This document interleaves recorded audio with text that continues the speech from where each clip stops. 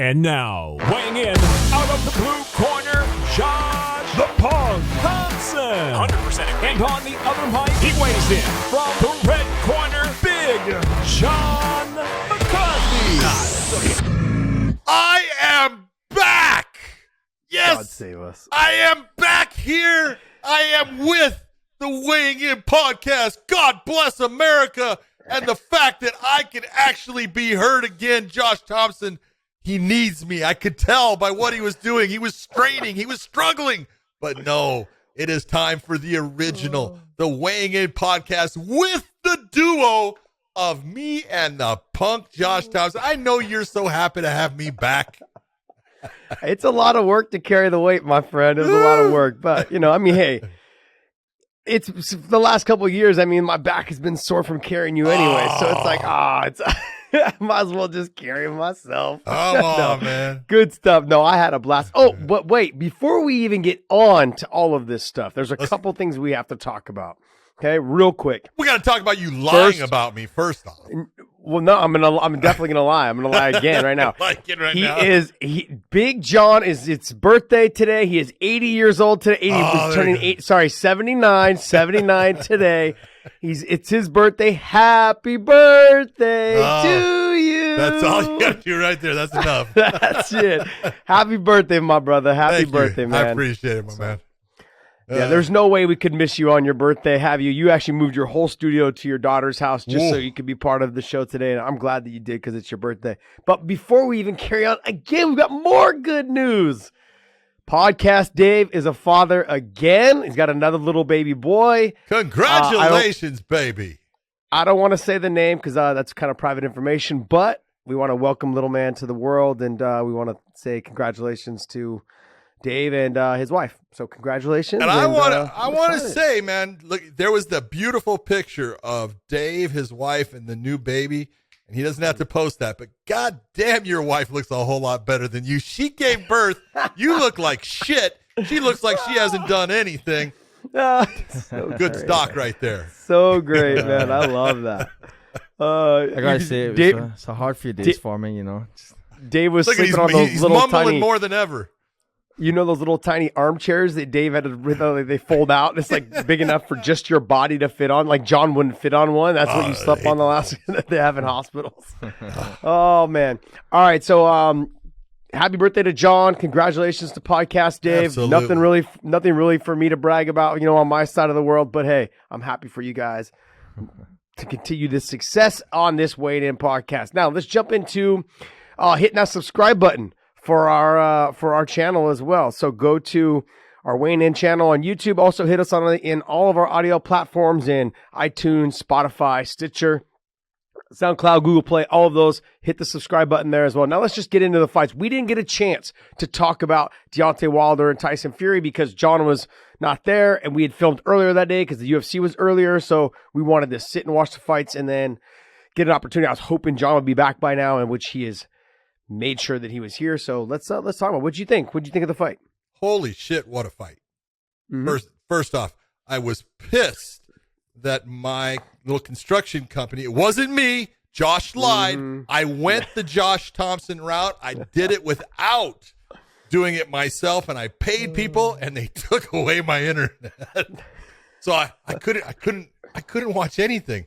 I couldn't buy the fight. There was nothing I could do. I was stuck. I was trying to get it on my phone. There was nothing.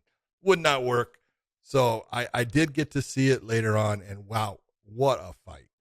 What a performance. Let's look at this thing and be honest about this. Because when you're talking about, there hasn't been that incredible heavyweight, competition for a lot of years. And then it kind of started to get back there, when, Fury went against Klitschko, and then Klitschko and Joshua, and then the very first Deontay versus Fury, it kind of got that feel back, but this one, it just definitely made it to where you look at both guys. Deontay Wilder coming back, he was 218 pounds, I think, just about for the first and second one, and then he was 240 pounds, put on a lot of weight, but, he looked good. He performed really well. He broke his hand.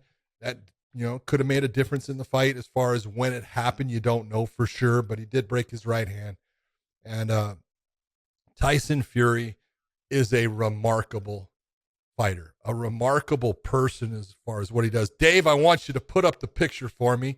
We have a picture of what a true world champion looks like in Tyson Fury, because I want Josh. Josh was always very worried and concerned about having abs and looking good and being that guy that all the girls wanted. Well, I want you to see what a real champion looks like. And it is Tyson Fury. Look at that body, baby. Look at that. That's the body of a champion. You see that gas tank? That is called a keg. It is full of fuel. And that's why he can go and do the things that he does in a boxing ring. That man is the world champion. He is just a phenomenal fighter, a phenomenal person. I love his personality. I love how he gets in and he sings. He has fun. He can laugh at himself. But the fight they had between them was just epic. Epic fight. Yeah. And the best part of it, look, it was a definitive ending also. Nothing against Deontay. He put everything out there. He put Tyson Fury down twice. There was some stuff, and we can talk about that as far as the count and everything. But just overall, that was what world title heavyweight boxing should have been.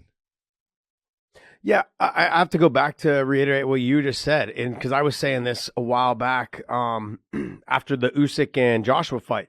I said, I haven't been excited about the heavyweight division for a long time. And not just one fighter. I'm talking multiple fighters. Like when Klitschko was the champion, everyone's like, oh, he's great. But he had no talent to fight. There was like maybe a one-off fighter here and a one-off fighter there. And just there was no talent for him to fight. And for both Klitschko's guys to fight. So it was kind of like, okay, they owned the division. There was no excitement in that division anymore. And then now when you have Joshua just lost to Usyk, and then you've got Wilder, losing to Fury, but then you've got Anthony Ruiz in there as well. Sorry, not Anthony. Andy. Sorry, Andy Ruiz Jr. I did that the same. It's all right. Andy Ruiz. I did it last week. You're getting that Josh, Anthony Joshua. Yeah. Anthony Ruiz, same thing. You've got all these fighters now that are all intermixed. You got Chris Oriella. There's a couple other guys that I'm missing. Chris is far out. Okay, let's take a look. If you're going to talk about the great fighters, if I was going to list them right now, yes, obviously Tyson Fury is number one. Mm-hmm. There's no doubt. You got to put Usyk is number two. All right, he's got the title. He deserves it. He's at number two. The real question is, who do you put at number three? Is it Anthony Joshua or is it Deontay Wilder? I'm going to put Anthony Joshua at number three. Okay, hold on. This is why I'm saying you could intermix it, and I'm okay either way. But I will say that at least Anthony Joshua, Deontay's had 2 losses. He's had 1 draw, 2 losses, all to the same guy in Tyson Fury. No, nothing to feel bad about there. But he hasn't been able to get it back, where at least Anthony Joshua, when he first lost to Andy Ruiz, he was able to get it back. So he came back and he got that loss. He avenged that loss, came back, got that, and then came in and he lost to Usyk now. And they're going to have a rematch, and we'll see what happens there. So that's the only reason I'm saying I'll put Joshua at number 3 and Deontay right now at number 4. But then you can take a look, and as you go down the list, you got to put, I think Dylan White is the guy who's sitting in the position that you got to say, okay, White is he's the next one. I think he's like the number 1 with a couple of the sanctioning bodies. So we'll see what happens there. But all right, I would put Andy Ruiz probably behind him. You have, and this is the one that's tough for me, is Louis Ortiz is a stud. Yep.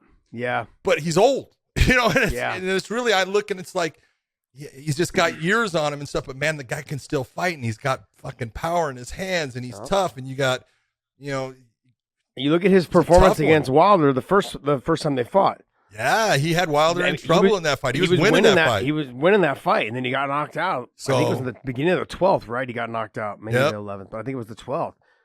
But and I mean, you got Joe Joshua. You got a couple of guys out there, that are, but the top, 5, 6, 7, I would say that's close to what it is. But there is talent there, and there's a lot of ways for it to go.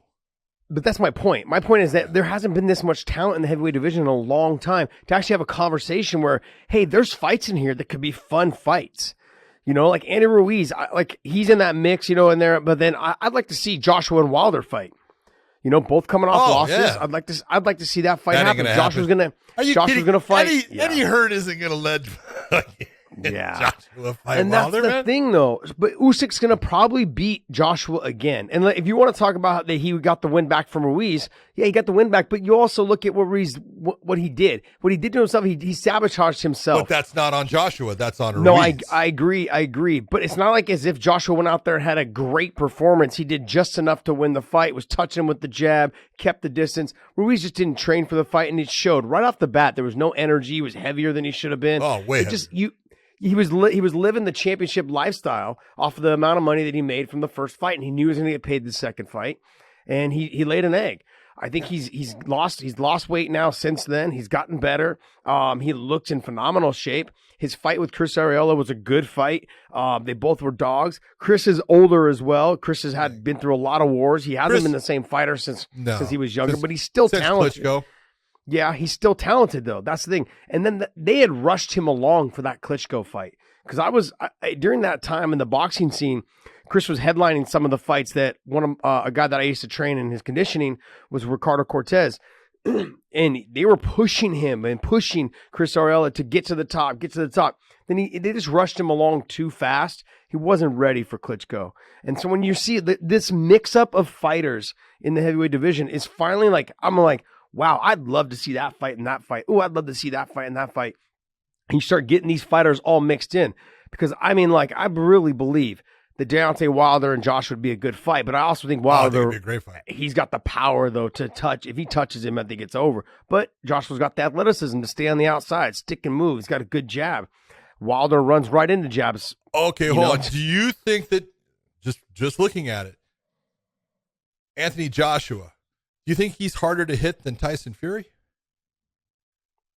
No, I don't think so. And that's and that's my point. I think Deontay Wilder gets to Joshua. I think Deontay Wilder beats Joshua. I know that I agree. Joshua ranked. If I was going to do that ranking, and the only reason I said it is because he got his back, and it's so close as far as their last loss. But either guy can be put in that place, and then you look and you go, look at Usyk against Deontay Wilder. He might not want that fight. No. Okay, Usyk is not that big of a guy. And speed-wise and everything, he might have a little bit on that, but the length and everything is going to cause him problems, and the power is definitely going to cause him some problems. So, Wilder's right there. He's just got, he's got that guy right now when you're looking at the foe. He's got that guy in Tyson Fury that is just that one that it's a hard matchup for him based upon size, also based upon look at these guys are like fucking War of the Gargantuas. Mm-hmm. Okay, 6'7", 6'9". We're not. You can go back in history of heavyweights. Heavyweights were not even close to this size, and these guys are athletic, and that's why I look at Tyson Fury and the amount that man moves. For a 6'9", 270-pound fighter, and he doesn't get tired. He is amazing. Just amazing. Well, I also felt like the difference in this fight, I was concerned when Wilder went up to 238. I was like, that's not good. You put it on. Not normally. You put it on kind of fast. But I felt like that was the difference in him having he had a good performance. It just wasn't enough. I thought he did better. And the reason why I thought he did better is because of the weight. You want to know why the weight was effective? It's because if you watch the first two fights, what did Fury do? He got into the clinch, started putting his head down, started carrying his weight the whole time. That neck. Cluffing the neck, pulling his head down, getting to the front headlock position, and making him carry the weight. Yep. And at 215, 218, which Wilder was, that has an effect on you. Yes. Carrying someone of the size of Tyson Fury over and over and over. He was doing that, say 7 to 10 times a round, especially as they got more tired. Yeah. It was easier for him to get Wilder's head down. And then that became more of an effect of just exhausting him out. So now when he put the weight on, he was able to come in. He was able to hold his head up right. He was able to stay close and clinch. he just leaves himself open in some exchanges, but he can never count him out because he's got the X factor, and the X factor is that power that he possesses in his hands. Yep. And when he dropped Tyson twice, I want to say it was in the 5th round. I can't remember. Sorry, guys, CTE. But I think it was in the 5th round. He had dropped him twice. Yeah, yeah, and it was great. I'm like, I understood the count was a little slow because Wilder was bouncing around and moving. Right, let's talk about that. Do you think that Russell Mora did something wrong there? No, I don't think he did. Absolutely not. He did the exact right thing. In fact, look, I did boxing, and I know Russell Mora very well, and he's a fantastic referee. He's come up. He's taken his time. They've done a great job with him in Nevada. But when you're in the back with the fighters, one of the things that you will talk about is the knockdown. And you will tell your fighters, both of them, and you will have their trainers there, and you will go over the knockdown scenario. You say, look, if you knock your opponent down, I expect you to step away and go to the furthest neutral corner there is from where I and your opponent are at. I will be giving your opponent a 10 count. If he gets up before I reach the 8, it will be an 8 count, but I promise you, during that count, I am going to look back to make sure that you are where you are supposed to be. If you're not, I'm going to stop the count and I'm going to point you back to where I want you to be. And until you get there, the count will stop, and that will only give your opponent time to recover. So be where you're supposed to be. And the real reason you're doing this, and you'll see fighters do it all the time, go back to early boxing. Go back to like Jack Dempsey, okay? And you'll see that, back then they didn't have to go to a neutral corner, and they could actually stand there right over their opponent as their opponent's getting up. And as soon as their opponent got up, boom, they were smacking them again. Well, guys now try to do close to the same thing, is they'll close that distance. And you'll be, we'll say you're towards one corner, they'll close it and they'll be past mid-ring because they're wanting to get in as fast as they can on their opponent. And you can't let that happen. And so you've got to make it to where, okay, I've told you in the back, this is what it's going to be. And if you decide to walk away from that area that you're supposed to be, it doesn't mean look at, if you're 3 feet from it, I'm not going to stop the count. But when you are far away from where you're supposed to be, the count's going to stop. So Russell Mora, absolute right thing to do. Well, I look at the ref that did their second fight, and he did a horrible job in controlling how Tyson Fury. Yeah, he kept pulling the head down. He kept giving him the front headlock. He kept letting Tyson lay on him like that and wear him down, pulling the head down and punching in the second fight. And there was a little bit of that kind of going on in this fight as well, but it was not anywhere near as much as it was in the second fight. I thought this ref did a much better job of also warning Fury and saying, hey, stop pulling down on the head. Stop putting him in a front head. Like, don't do that. He kept doing that, and he kept telling him, stop, knock it off. Also, anytime they would get into those clinches and he would do it, the last ref would take forever to break them up. He almost was afraid to get in the mix. He was afraid to put his body and insert his body in between. He would kind of just try to do it with his arms. But the fighters are too big for that. Yeah. You've got to insert yourself in there, separate them, let them fight. This last ref, what's his name? Russell Mora. Russell Mora. He did a phenomenal job. Every time Fury got in there and he started to get on the head, or he started to kind of hang on him, he got in there right away, inserted himself in there, broke the fight up, separated them, and they got back to boxing.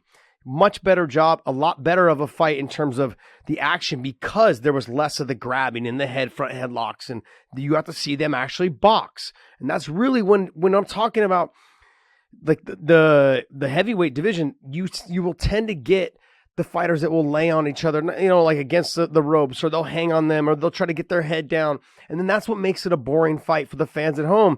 They're like, man, it's like dragging out. This ref here inserted himself into the fight, but not in a bad way, and kept separating them right away so that the action would continue. That's what I think led to it being an even more exciting fight.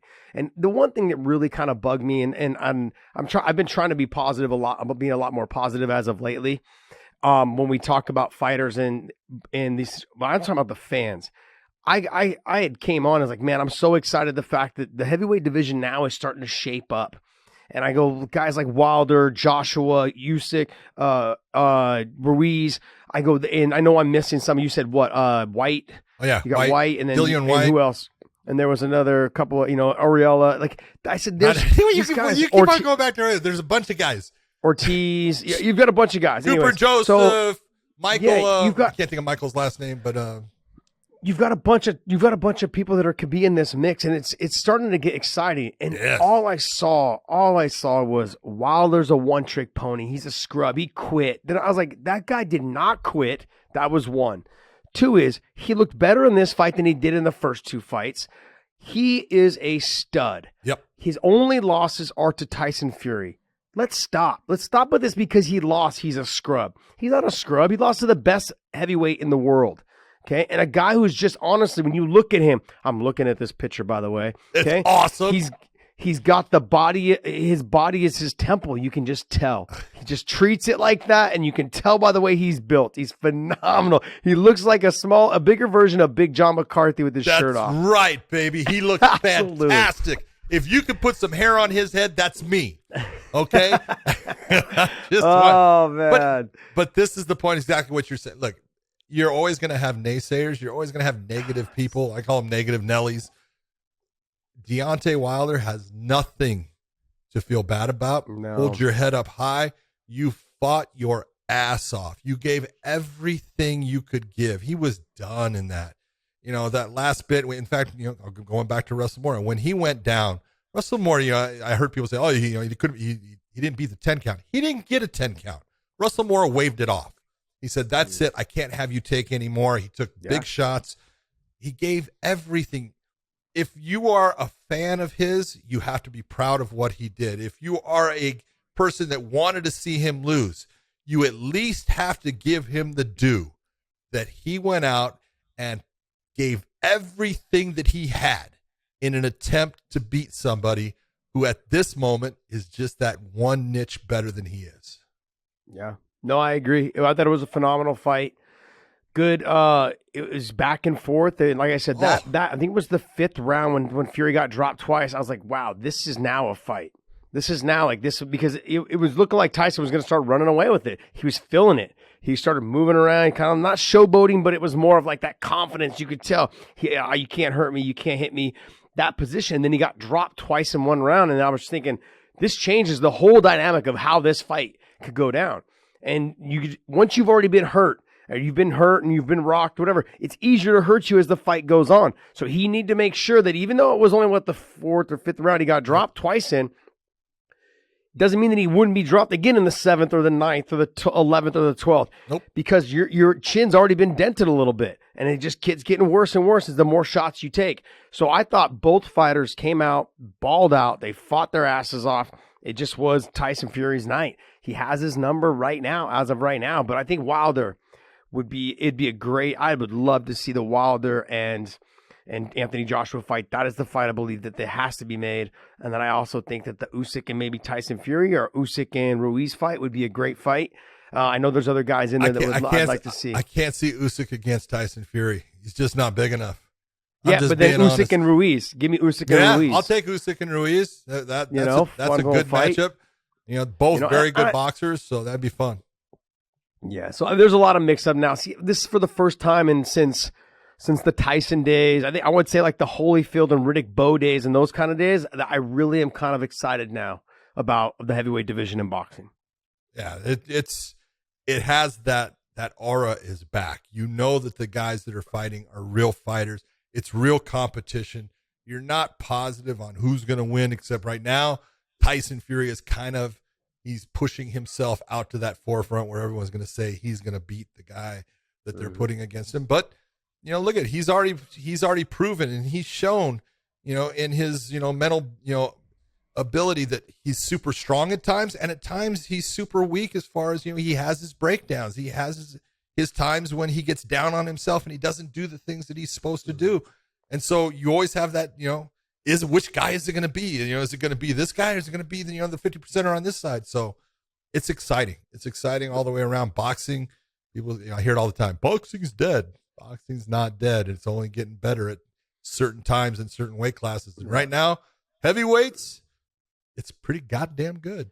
You know what scares me the most, John? Is that the fucking promoters are going to fuck this up. Oh, that's what scares me. That's what scares me about boxing. Yeah. The promoters are going to fuck this up. We're never going to be able to see the fights that we want to see at the times that we want to see them because the promoters insert themselves and fuck it all up.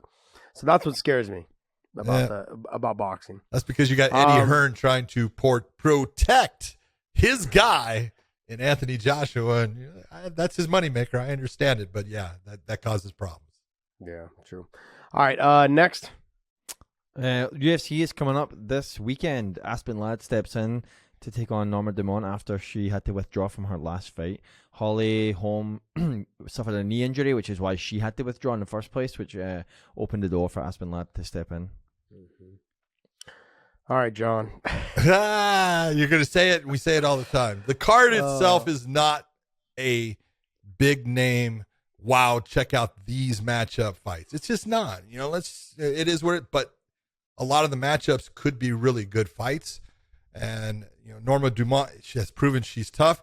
I think it's nice that Aspen Ladd can get right back in and let's see her make weight and put on a performance. We'll see if that can happen. But there are a couple of fights in here that you can look at. You go, Julian Marquez, I like watching the Cuban Missile Crisis fight. He's fun. He comes forward. He tries to throw bombs, and he's going against Jordan Wright. So that should actually be a fun fight to watch, one that's going to have a lot of action. I think they're going to go after it. There's not, like I said, nothing that big, but Danny Roberts is always fun to watch. He's a good competitor. So there are fights on this. You look and you go, I like it. And I'm going to say her name wrong. Manon Fiorot. I know I say it wrong, but she's proven herself as far as her kickboxing is stellar. It is so good. So we're going to see how she does against Silva. That should be an interesting matchup. We'll see how that one goes. I believe this is Jim Miller's retirement fight. Is it? I believe I read that somewhere. Probably a little bit over a month ago. I think that he had said this was his retirement fight. So I'm not too sure on that, but if it is, I wish him the best and hope he gets a win. And he's always been fun, man. He's always been fun to watch fight. He's a dog. He's someone that's just Jim is the guy that you look. He's got a baseball cap on his head. He's got a freaking flannel shirt on, boots and jeans. He drives a truck, and he goes to work. And I love the guy as far as, what he's done, how many times he's stepped inside of that cage, at the upper levels. I think doesn't he hold the record for the UFC as far as how many fights? I wouldn't doubt it. He's right at it. He might hold it with someone, but he's right at it, man. He's just had an incredible career. His brother was a fighter, right? Dan Miller. Correct? Yeah, Dan was a hell of a fighter. Dan was good. Both of them started out. You remember the IFL? Yes, yeah, that team thing, right? Yeah, Dan had a guillotine where he almost took someone's head off. Yeah. In the IFL, where they said, "Hey, we can't allow this anymore," and you go, "No, you can allow it, but this is what you got to look for and stuff." But Dan was a stud. He didn't have the longevity that his brother Jim did, but both of those guys, just hard nosed, hard workers. Just great for the sport. Yeah. There's nothing that says it's his retirement fight, Josh. There's no headlines. Okay, maybe I missed it then. Maybe it was that he had the most fights. Maybe. That might have been it. I think Farrell was somewhere around there. Look, he's been a talented fighter for the longest time, and he's fought all the who's who in the game, and it's always fun to watch him fight. So, hey, keep doing your thing, big Jim. Keep doing it. How do you think this? Aspen Ladd's going up in the weight class, right? Yep. So she's not in. She's going up a whole weight class. She doesn't have to worry about making the weight. I would assume her period's over. Well, let us not put ourselves out there where we can get, oh, you said she didn't have to worry about the weight. No, yeah. We're always worried about the weight. Yeah. Well, we'll see. Hopefully she makes weight and we get to see this fight. It should be fun. Should be fun. Let's talk about mybookie.ag. Use the promo code weighing in. If you guys use that little QR code right there, that will give you a little extra spending cash when you use the promo code weighing in at mybookie.ag. Also, with football coming to start, you've got the World Series coming in, the playoffs of baseball. I'm telling you right now, there's lots of ways to win money. Don't miss out on that at mybookie.ag. Use the promo code weighing in. Use that QR code right there. And what they're going to do is give you a little extra money because you used our promo code of weighing in. You guys, there's plenty of things to bet on. Basketball's coming back. Football's coming back. Football is back pretty much. And then you've also got hockey coming back around. I think they just started the season as well. I'm telling you right now, if you like to put a little bit money down here and there, Try mybookie.ag. Use the promo code weighing in. Use that QR code for the bonus cash with the promo code weighing in. All right, well, hey, let's talk about the Bellator fights, and that's happening this weekend. It's the semifinals to Bellator's light heavyweight World Grand Prix. We've had a couple little hiccups along the way. You know, Romero was a couple. 1, 2, 3, 4. Yeah, Yoel Romero was taken out to begin the whole thing. After he was taken out, then we had Anthony Johnson. It's one of those guys. You it know, might even become Anthony Ruiz again. Yeah, having some issues, and so he had to pull out of his fight with Nemkov, and now Julius Anglickas is the one. Anglickas is stepping in. He was supposed to be the alternate anyways when Romero was taken out. That's right. He had just fought 2 weeks before, was already kind of a little bit banged up, and just wasn't enough time for him to get his weight back down also because it had already been a week of and 2 weeks he's of him huge. And he is a big guy. So this, to me, I feel like is shaping up to be one of those fights where not a lot of people know much about Anglickas, and he poses a serious threat to the style in which Vadim Nemkov fights. I look and I go, he's big, he's strong. He actually has decent wrestling. He's got good takedowns. He's got very good takedown defense. He is not the flashy guy, but man, he throws straight punches, and I love guys that throw straight shots. He's effective with them. He wears people out by putting a volume. Going back to Tyson Fury and Deontay Wilder, I would say that Tyson probably hit Deontay twice as many times as Deontay hit him. Now, power-wise, it's different, but that's part of what Julius does. He puts on a volume, and then every now and then, like a Diaz brother, he'll load one up and he'll land that big shot. So, you know, for Nemkov, this is not an easy fight coming in because it's not the guy you were preparing for. You were preparing for a guy that has an H-bomb in his right hand, a guy that is known for power, a guy that you know he likes to bring the left high kick. There's just elements when you're looking at Anthony Rumble Johnson, you go, okay, these are the things that we have to prepare for. This is what we have to look at. Take a look at the setups.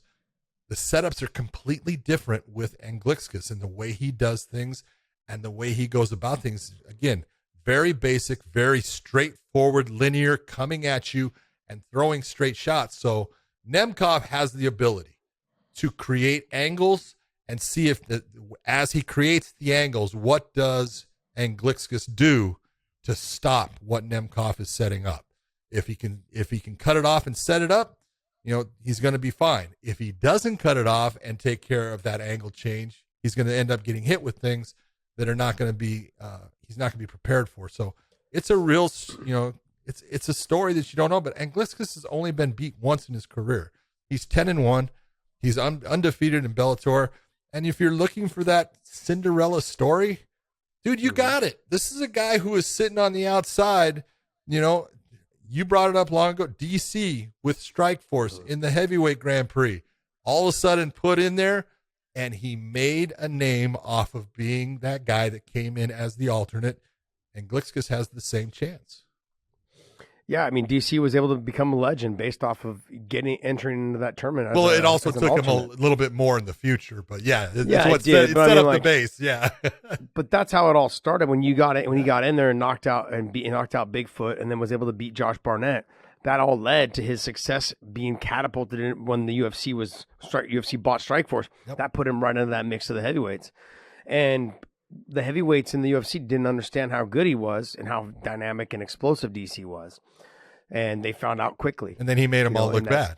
He made them all look bad because of just, he looks like Kung Fu Panda, but he's a stud, man. He's super athletic for the guy. So, but Julius Anglickas is not that guy. Okay, don't get me wrong. He can still go out there and win this fight. There's in no way am I counting this guy out because a lot of the things that he does well, it could be the kryptonite to Nemkov. Nemkov kicks a lot. Anglickas catches kicks very well and gets takedowns off of, and he also counters off holding the kick and punching. He does that very well. I've seen multiple times in some of the highlights and the research that I've been doing for this fight coming up.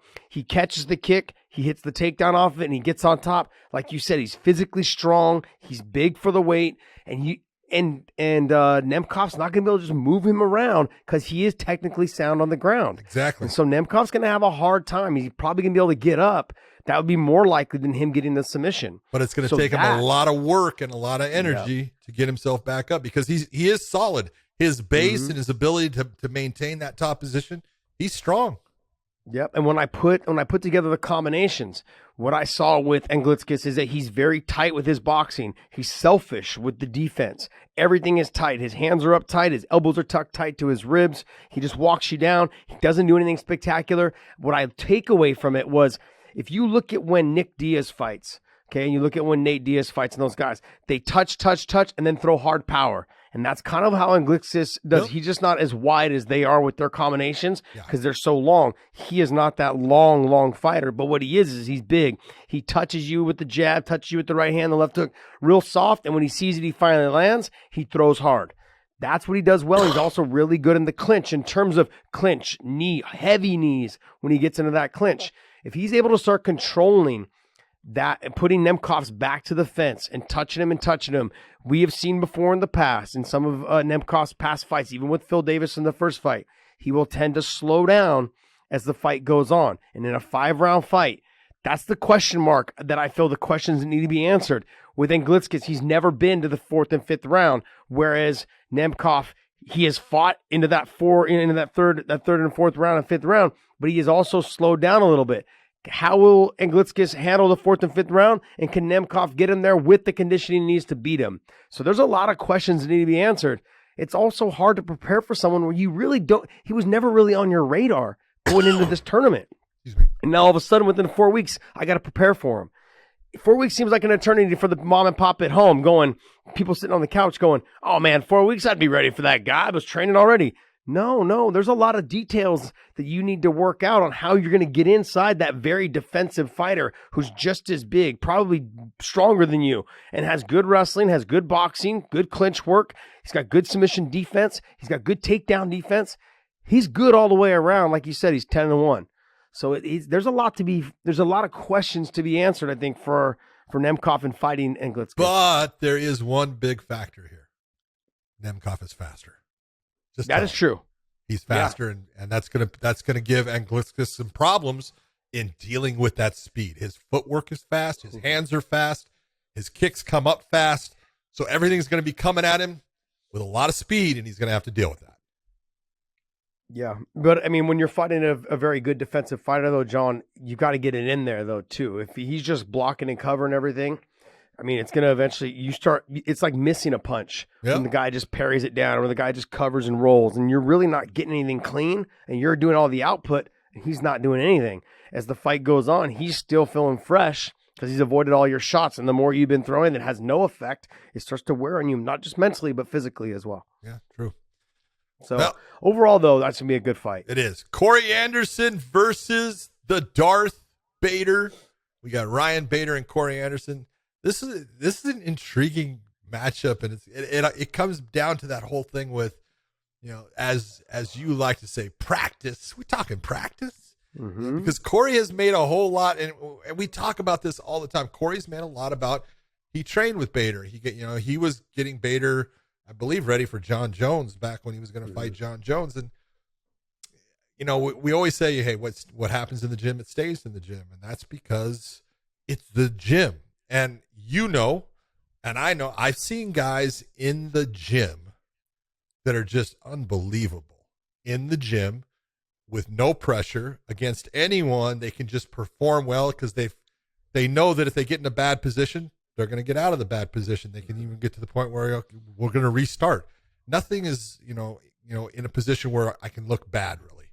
So in the gym, they tend to be just killers. Rock stars. They're killers. Stars. They can go with the guy who is the world champion and just make their life miserable. And it's a matter of how much importance do you put on what, Corey Anderson has come up with in, I was young. I did what I want with him.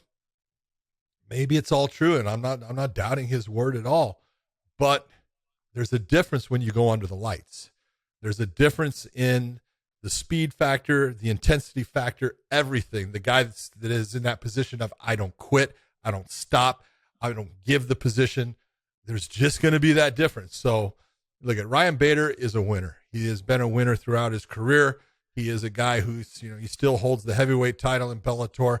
I wasn't one of the guys, the proponents for him making this journey back down to light heavyweight. I know why he wanted to do it. He wanted to get another shot at Nemkov, who took his title. I thought the heavyweight division was a better division for him, but he's in for a tough go against Corey Anderson, because Corey has looked fantastic in his Bellator career. He had Melvin Manhoef, and a lot of people will, look and say, well, Melvin's kind of past his best years. And you're right. I'm not going to sit there and say he's not, but he's still a guy who's dangerous. He can land something. He's still had speed. He still had power, and he's a legend. So he gets through that. And he made it look easy. He just, dismantled Melvin in that fight. And then he came against a guy that people didn't really know about, Yagshimuradov, who I had actually refereed in Russia. And I told you, hey, the guy's fast. He's actually got a lot of speed. Hey, he's really good. He's very elusive. He moves well. He lands good shots. He's got power. And for a couple of rounds, Corey had some problems. I thought he actually got stung by him be at the end of the first round, that head kick that came up. Yeah. It stung him. He wanted to say no, it didn't. It stung him. You could just tell by his body reaction. But again, settled into his game. And I really think the big difference for Corey Anderson since he's made that move to Bellator is he's gotten back to being an MMA fighter instead of a stand-up fighter. He was looking to try to do knockouts, and he wanted to make the bosses happy that wanted him to be a guy going after the big stand-ups and not do ground and pound, not take people to the ground, don't use wrestling. Let's have an exciting fight. He's being told, hey, just go out and fight. And he's going out and doing what he does best. That's putting a whooping on someone by using his wrestling, putting them on the ground, and hitting them with huge shots. Yeah, all he's got to do is go out there and be himself. If he goes out there and he becomes himself, he can go out there and just touch him. That's all he's got to do. If you look at the Ryan Bader fight with Nemkov, you and I called that fight. What it was the speed was a huge factor. Nemkov was faster than Ryan Bader. He was hitting him with the jab, hitting him with the combinations. The head kicks were hiding right behind the combinations. He was when I just went back this last week and picked out all the highlights on it to talk over. I said, what it was that Nemkov was jabbing to the face, jabbing to the body, throwing the right hands to the body. He was mixing up with the boxing from the head to the body, from the head to the body, and then he finally hit it up behind there with the head kick, and that's what ended the fight. I mean, that plus the ground and pound afterwards, but that's what started the end of that fight. Yeah. I feel like Corey, all he's got to do is use his speed. He's going to be faster than Ryan Bader. The other thing that Ryan Bader doesn't do very well is that he doesn't check kicks. He turns his body a lot. And one thing I've realized with Corey is that he kicks really fast. He's got a good hard jab, which Bader, when he fought Nemkov, kept running into. Even when Bader fought some of his past fights, he takes the jab right on the chin. Corey's got a good jab. Corey's got a good leg kick, and he's fast about it. Now, when you talk about wrestling, Ryan Bader, he's going to have a hard time getting Corey down. Corey, to me, I believe, is the better wrestler when it comes to the MMA wrestling aspect of it all. Ryan Bader's got good wrestling. I'm not denying that. The size will go to Corey. The wrestling will go to Corey. The speed will go to Corey. I don't know how Ryan Bader is going to win this fight. He's going to have to close the distance, let the heavy hands go, and get out of the way. Or if he's able to rock Corey, get to the takedown, get to the top position. If he can get Corey on his back, I think he's got a good chance of winning the fight. But when it comes to the wrestling, I think Corey's going to be the better MMA wrestler. So there's a lot of uphill battles that I think Ryan Bader is going to have to fight through on this fight. Mentally, you talked about mentally for Corey's feeling mentally strong, confident because of their training.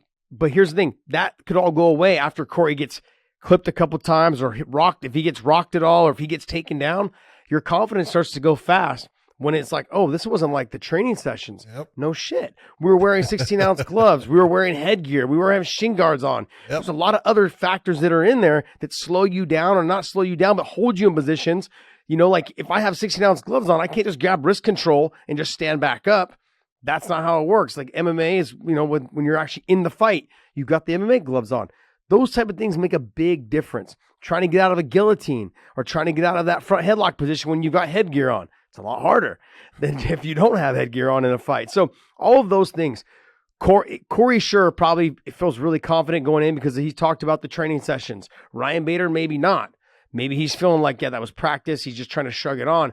But if Ryan starts to land some clean shots and not lunge in and start setting up kind of the takedown position, he's going to have to take him down in the open field. He cannot afford to take him down against the fence.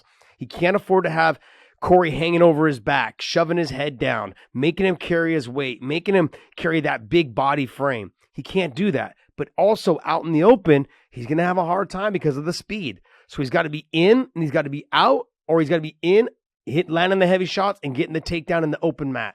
That's the only way I see Ryan Bader winning this fight. Like I said, we had talked on yesterday a little bit on the conference call, you and I was saying, and I told everyone else, I'm like, it's an uphill battle for Ryan Bader because I really believe at the age at which he's at, I think heavyweight is the place for him. I don't know, and I, like you, opposed him coming back down to fight at 205. He should have stayed at heavyweight. I feel like he'd have a lot of success there. You look at guys like DC, look at guys like Curtis Blades and Cain Velasquez and even Brock Lesnar. Their wrestling at the heavyweight division is so much better than everybody else's. The success is there because once heavyweights hit the back, they're like turtles on their back. Majority of them are. True. So they have a hard time getting up. Their submission games are not that good because not a lot of people can take them down and don't want to waste the energy to take them down. So this is going to be shaped up to be a good fight. I think Ryan Bader staying at heavyweight, or should have stayed at heavyweight, but since he's here, he's going to have to figure this out. It's going to be a tough fight for him. This is going to be a really tough fight for him. I look at this. This is the fight of the jab. Both guys. Okay, because Corey saw from the Nemkov fight, look, if I jab up high, I want to get his hands up high. I jab to the body, I want to get his hands down low. So then I jab up high and get the hands up high, jab to the body. Next one, that's where the kick comes in, so he can set that kick up very well with it. But for Bader in return, I look and say the jab is a very important element because if he can get the jab to work and make Corey bring those hands up, it's going to open up for that blast double that Ryan Bader loves to shoot. And he's got a beautiful blast double. It's almost a tackle. And once the fight hits the ground and he has someone on his back, Ryan Bader's outstanding at keeping someone on their back. Mm-hmm. He does a beautiful job of lifting the legs, keeping the ankle away, taking the arm away. That posting arm is taken away. He laces through. He does a beautiful job at controlling people on the ground and landing big, heavy shots. So to me, it's the story of the jab. Whose jab is more effective and gets them where they want to be? Yeah, okay, yes. I think I agree. Excuse me. I didn't hear that. Go ahead again. Well, I had already said the jab earlier, so just copy what I said. So I understand. Those of you guys at home, you guys gotta understand. John just listened to what I said. He rewords it and says it again. There it is. So he's the speed of Corey is going to get to the jab. The jab is going to get there a little bit faster. I think he's got a longer reach as well. That's going to be a factor. What Corey does as well is the feints. He feints a lot, and he feints and then throws, and then when he throws, then he sets up his takedowns based off of that. That's going to give Bader a hard time. Bader is going to have to punch, commit to his punching. If he does land, then he goes ahead and he finishes closing that distance for the takedown. If he doesn't land, he needs to get offline so he doesn't get countered, and he needs to move and start circling behind. It's going to be a lot harder fight for Ryan Bader because as the fight goes on in 5 rounds, Ryan does tend to slow down. Ryan's defense tends to open up more. Corey stays in that just real basic stance, doesn't do anything really outside the ordinary. If you look, it's almost like a very similar style fight of how Nemkov, he leaves himself out of position quite a bit when he strikes. He's got good kicking. He's got great boxing. But when you look at Anglickas, he stays very tight. It's almost like Anglickas and Corey are very similar in style in terms of they're very defensive mind savvy. But then I look at, obviously, Corey's got the better wrestling and more explosiveness than Anglickas. Yeah. But I'm saying, like, it just keeping the defenses up high and making sure that nothing gets through. Corey and Anglickas both do that very well, whereas the other two, Nemkov and Bader, kind of leave themselves open, especially as the fight goes on. They start leaving themselves open more because they start to, not fatigue, but they start to slow down and get a little bit more tired. Yep. So it's going to be, I think those two fights are going to be great fights. Yeah. We're going to talk Benson Henderson and Brent Primus. This is one of those fights. It could go either way. I look at Brent Primus, super strong, but not fast. Just not a very fast lightweight. Benson still has speed. Benson's got good leg kicks. Brent Primus has got good leg kicks. Both have got a good submission game. I would say the better submission game's got to go to Brent Primus. It's really a question of how fast does Benson Henderson get off of the stool in the first round, meaning how fast out of the gate does he come? Does he allow Brent to actually dictate the position and pace of the fighter? Does he go out and he establishes it? He sets it up. He creates the action. He forces these offensive attacks and makes Primus either counter him or defend and just slide away. That's a big part of this fight for Benson, in my opinion. But I look at it, and it's both guys have been champion, different organizations that they've been champion. Both of them know what it takes to be that guy, and we're going to see which one wants it the most. Yeah, Brent is the better grappler on the ground. He's going to be physically stronger. Yeah, he's going to be physically a lot bigger. And physically a little bit more flexible. Yeah, which is odd. He's not going to be the faster. Brent will not be the faster fighter. Benson will be the faster fighter. Benson will be southpaw, so he's going to actually stick, move, circle out. It's going to be an interesting fight because Benson against the fence is not the easiest guy to take down. And when you do take him down, he's pretty good at getting back up. Yep. He does expose his back, which is not where he wants Primus. It's going to make for a fun fight, a very interesting fight. When I was thinking about what would be next for Primus. Benson wasn't even on my list. Yeah. I was like, oh, they're going to have him fight this or that, fight that. I'm like, didn't even occur to me, like Benson Henderson. I don't know why, but it just didn't occur to me. So I think Ben coming back, this is his first fight, I believe, since his loss. And so him coming back, I think he's going to be motivated. No, who did he fight after that? No. He's had Jason Jackson. Yeah, he lost. He went up Jason in weight. Jackson. But he went up to 170. But that's part of why I look at this fight for Benson. Benson is used to fighting bigger people. He goes up all the time to 170 and doesn't seem to let it bother him as far as what's going on in it. So Primus being the bigger guy, I don't think is going to matter for him. I think the speed factor has got advantages for Benson if he uses those advantages. He cannot wait and expect things to happen. He's got to make them happen. Well, I look at it, I think the jiu-jitsu is going to be the biggest factor. I think that Brent Primus is significantly a better grappler. Not even a little bit, but significantly. But if he can get him down, can he get him down without taking the shots? Can Benson keep his back off the fence? Those are the things. And when I look at, what was his name? Brandon Thatch, right? If you take a look at that fight. Yeah. You take a look at that fight back when Benson was in the UFC, fought up at 170. Mm-hmm. He beat Brandon Thatch. But you look at that, that's kind of like I see the size in the Brandon Thatch. You see like what Benson was able to get away with in that fight. I could see that potentially kind of like this fight. I think, but he subbed, I think, Brandon Thatch. Brandon Thatch's not the same level of grappling as Brent Primus. So I think the speed on the feet is going to be good. Brent's going to have to let the leg kicks go, but Benson's also going to have to let him go as well. He's got good leg kicks as well. Benson was the guy, you go back to that low calf kick, Benson was one of the first ones. He was one of the ones that established that kick. So Henry Corrales and Parubchenko. That's a good fight. And I look at, I always go with, I like Henry. I've known Henry for a long time. He's a gamer. He's a brawler, a guy that, he has his teeth taken out before the fight by the dentist because, when he fought, I want to say it was Sanchez, he knocked his five teeth out, 3 in the bottom, 2 in the top, or vice versa. And so he has all those removed for every fight because they cause him a problem if he doesn't. And he's going to get his teeth taken out. I love that about him. I love that, dude. Come on. That's what a fighter does, okay? And Parubchenko is better on the ground. That's the problem for Henry in this. Henry has got to keep this on the feet, but he cannot slow down his offensive output like he has in the past. When he goes against a grappler, he tends to look for the one big shot. You cannot look for the one big shot. Start to become a Diaz brother and just start putting shots on your opponent. Start touching them, and every now and then load one up, but touch him, make him feel something, and all those takedowns will start to be diminished. That's really what Henry Corrales has to do. If he can do that, he can win. If he doesn't, he's not going to win.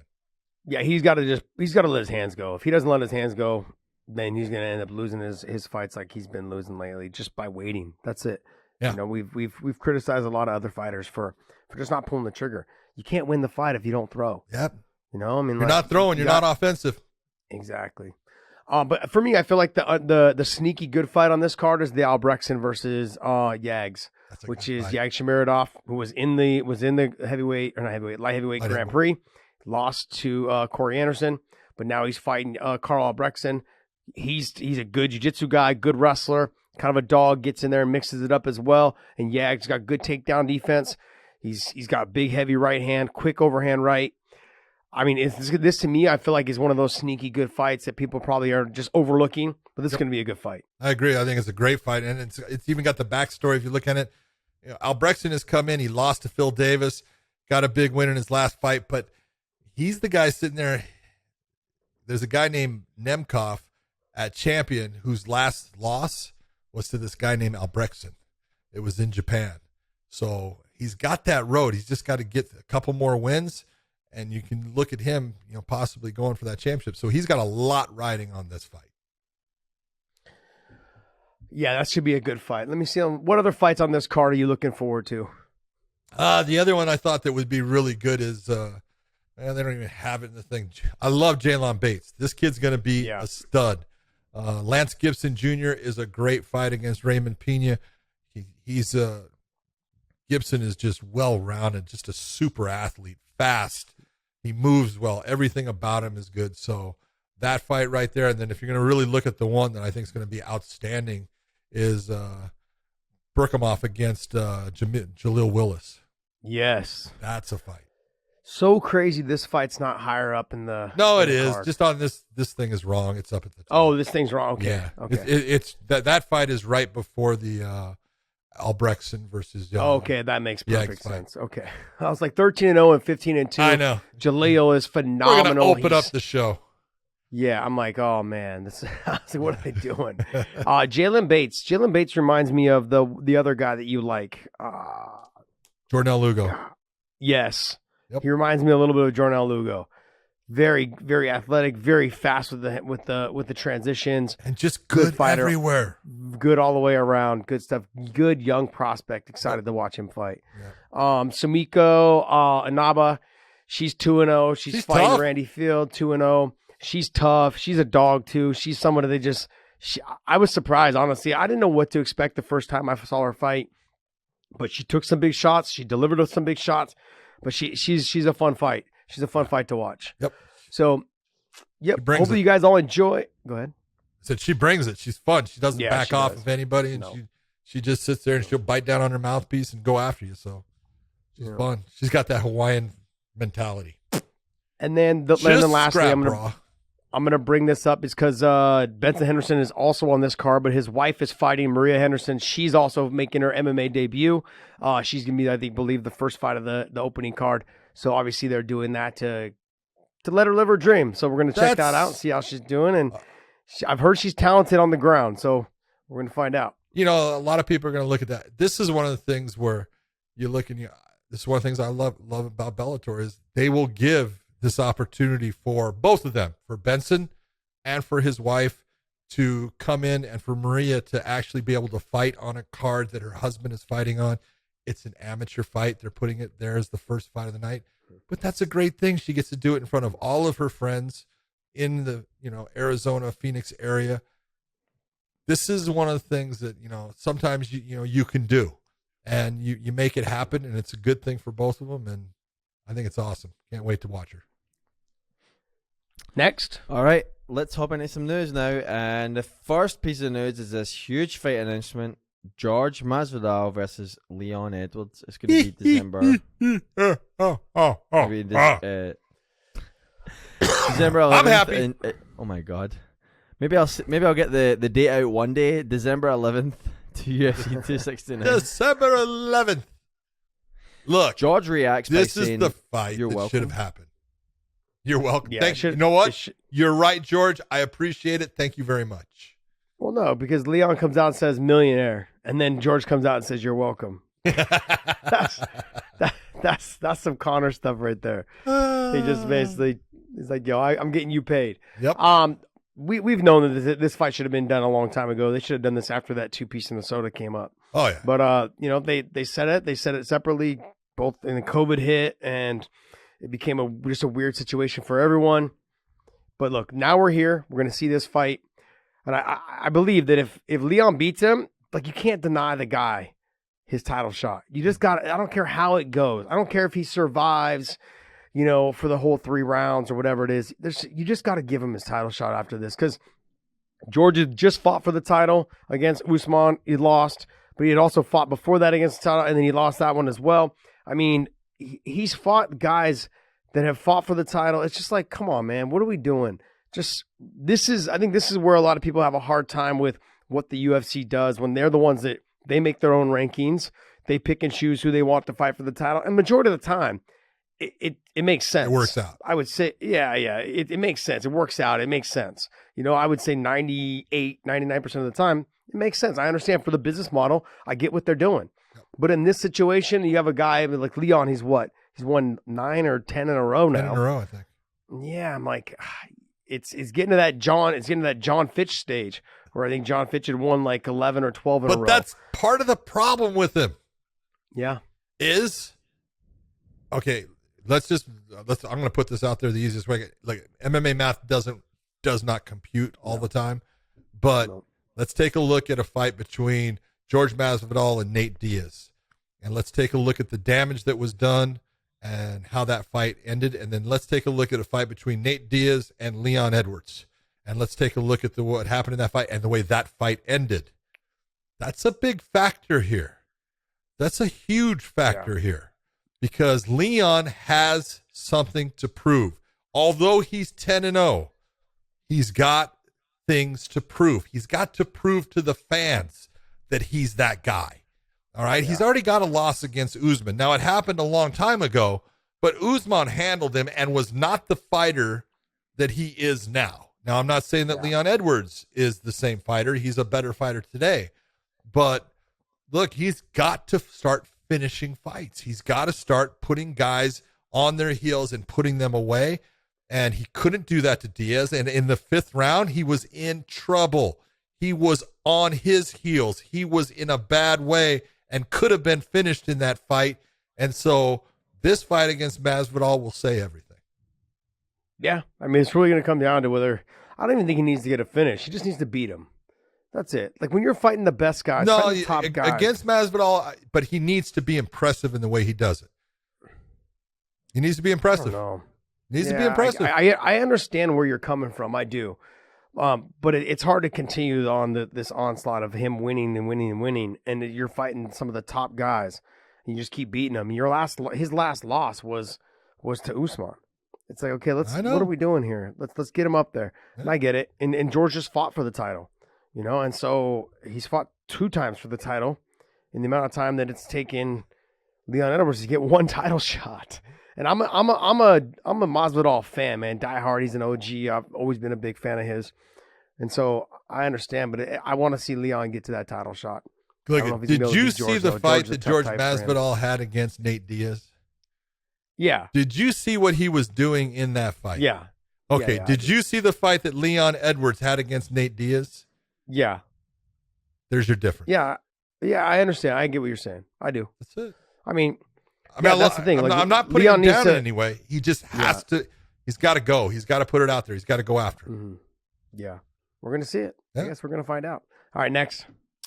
Next piece of news: Luke Rockhold withdraws from his Sean Strickland fight because of a herniated disc. You knew about this one. Yeah, I did. Yeah, I did. Obviously, I had talked to him. We were supposed to have him on the podcast. This is the difference, so people know. This is the difference between podcasters and guys that are in the sport, that we don't tell things that we know because we're not the journalist to break a story. I mean, like in here, and I laid an egg when I did that thing with the Diaz thing and the Diaz situation, and I regretted it after saying that. Right. But in this situation, I knew about the Rockhold situation about a week and a half ago. He was supposed to come on the show, and he's like, let me get the MRIs, let me get all this stuff figured out. And he's like, I'll let you know. Because if he wasn't going to fight, we're like, okay, let's just wait until you're healthy and you feel better, and we'll have you on. So, I want to wish him a speedy recovery. He's been dealing with this back pain for, a couple of weeks now.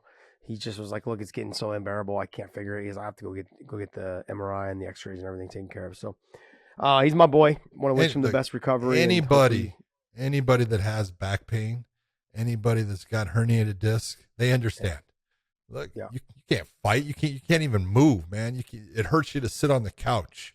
Yeah. So, Luke, get well, like you're saying. Best of luck to you. Just get yourself healthy and then come back. He was looking good too. I was watching him hit mitts. I was watching him do some grappling and stuff, and then he looked good. He looked like he was in shape. He's fucking leaned out quite a bit. He doesn't have the puffy, vacation look anymore. He was, he's looking good, man. I was pumped for his return. So it's just delayed a little bit longer, but hopefully we get to see that Sean Strickland fight. I think that was a perfect fight for him to come back to. Yeah, they'll rebook Next fight, back to some fights. Announcement of Ngannou versus Gane for January 22nd for the heavyweight belt. I like this one. This brings excitement back to the heavy. Oh, yes. Come on. Just the entire backstory and everything with it and how it's happened and why and just the whole thing. This is what Dana White was trying to set up, and it happened, and I'll give him credit. Even the part that he didn't set up, which is the entire French Connection. Remember the French Connection? It was a movie. See, that was too old for you. But there was a movie called The French Connection. Gene Hackman. Awesome stuff. But this is a fight that needs to happen.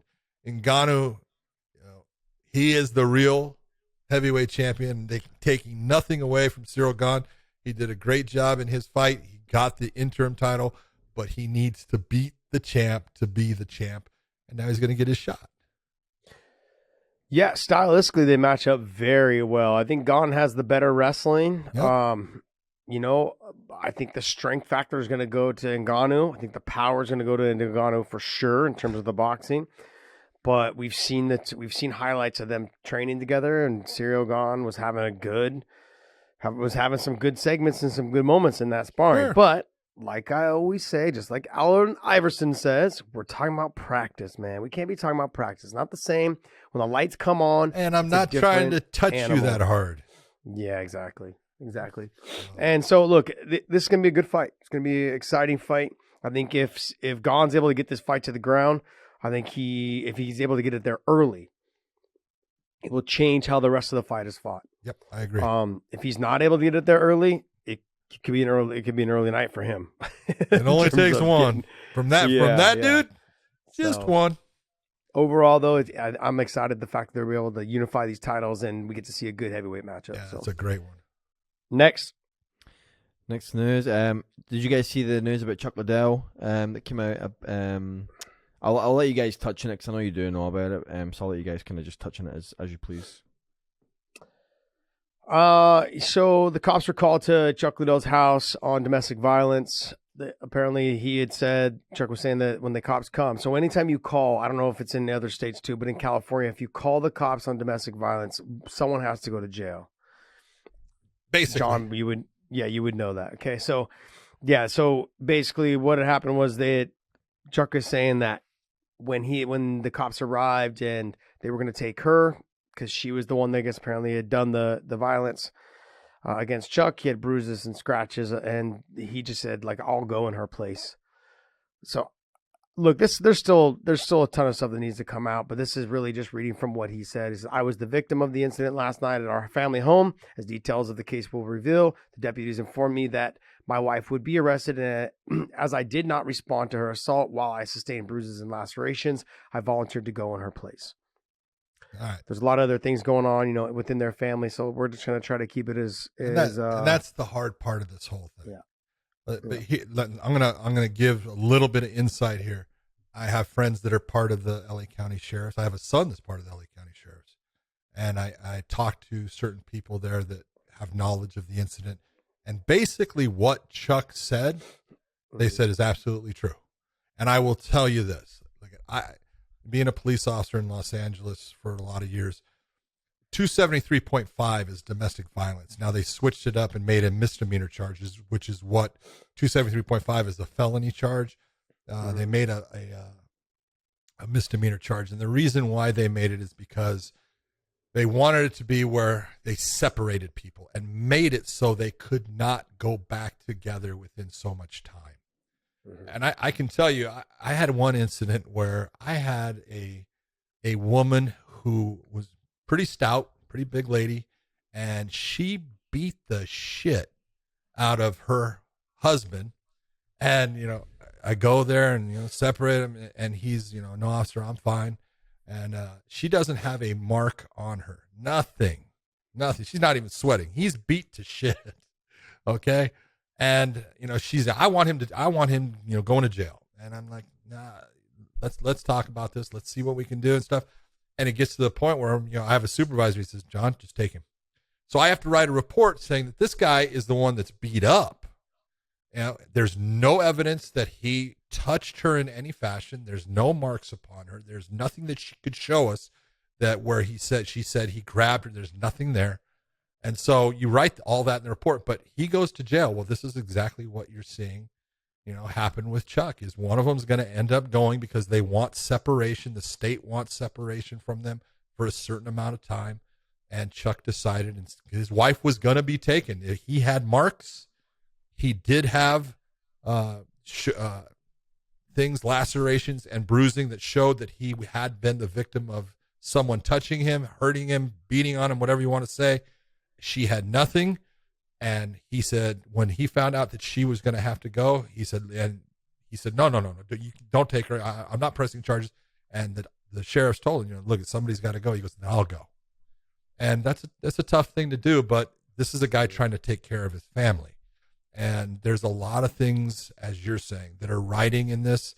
There's issues that these are touchy family issues. Sometimes there's mental health issues along with these things. I think Chuck needs to be given time and space. He didn't do anything wrong. There could have been disagreements, and that's, what occurred, but he didn't put his hands on anybody. Well, he's been one of my longest friends that I've had in the sport, for years. I think in 1999 as we started hanging out. I think it was like 99, 2000. He's always been a great person, to me in terms of, relationship and friendships and everything else. So, if you're a guy, Chuck will put his hands on you. Yeah. I've seen that. Yeah, I'm just saying, like, in terms of, you just wish the best for him. Yeah. It's not just him, but for the whole family. Exactly. Hopefully they get this thing sorted out. They get whatever help they need to make sure that they get back on track. Yep. So, next. Next story, and last story is the announcement of Giga versus Calvin Kattar.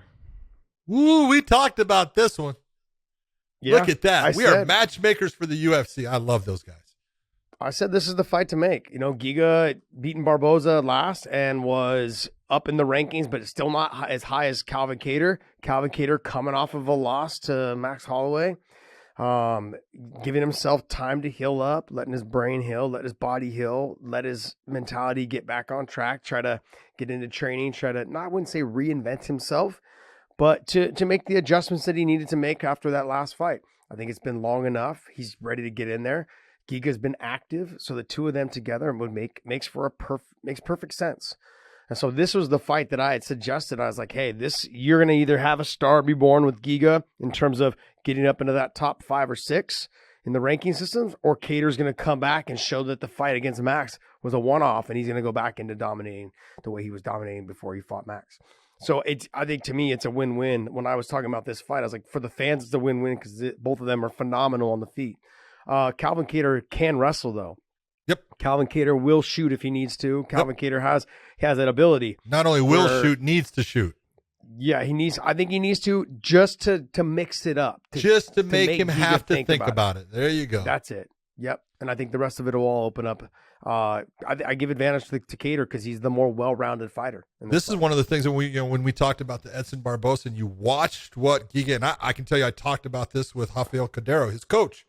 I said, man, I went into that saying that they were both, equally fast. I would actually have probably given from what I'd been seeing. I said, when Giga was in glory and I watched him and He was fantastic and he was fast, but his thoughts of the takedown and the way he stands, it slows him up a little bit. Well, then he fought Edson Barbosa, and he didn't even consider the takedown. He just fought it like he used to be in that kickboxing realm. Well, we'll see what he does with Kattar, because Kattar needs to make him actually have the feeling that I will take you down.